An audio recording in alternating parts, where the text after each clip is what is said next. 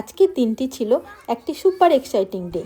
চলুন আজকে আপনাদের সঙ্গে শেয়ার করি কি করে সাধারণত নেদারল্যান্ডে বাচ্চাদের বার্থডে সেলিব্রেট করা হয়। হ্যালো এভরিওয়ান, আমি বর্ণালী। আমরা এখন নেদারল্যান্ডে থাকি। আজকে ছিল লিয়ানের একটি ফ্রেন্ডের জন্মদিন, আর এই জন্মদিনটি আজ সেলিব্রেট করা হচ্ছিল একটি বোলিং জোনে। কতই না মজা বাচ্চাদের। তারা সকলে মিলে বোলিং করার জন্য শতব্যস্ত। তারা কেউ খেলা জানে না, এক্সপার্টও নয়, জাস্ট শুধু এনজয়মেন্ট। নেদারল্যান্ডে বাচ্চাদের জন্মদিনের সেলিব্রেশন সাধারণত বাচ্চারা ইনভাইটেড থাকে।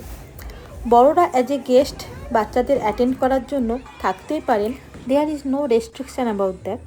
তবে বাচ্চাদের জন্য সব অ্যাক্টিভিটি বুক করা হয় এবং বাচ্চারা যেন ভালো মতো এনজয় করতে পারে সেইভাবেই সব আয়োজন করা হয়।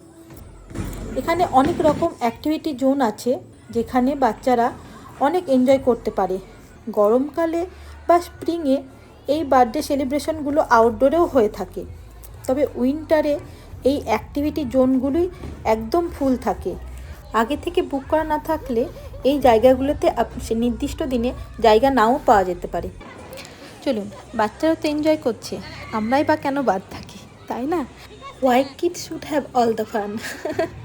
তো আমরা জাস্ট একটু কফি খেয়ে নিয়ে লেগে পড়লাম আমাদের ফান করতে। যদিও এটা বাচ্চাদের জন্য বুকিং ছিল, আমাদের জন্য নয়, তো একটু ট্রাই করতে তো কিছু যায় আসে না। খেলার টাইমটা শেষ হলে বাচ্চাদের সব এক জায়গায় করা হলো।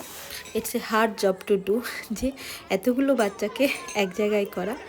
তারপরে হলো ইটস কেক কাটিং টাইম।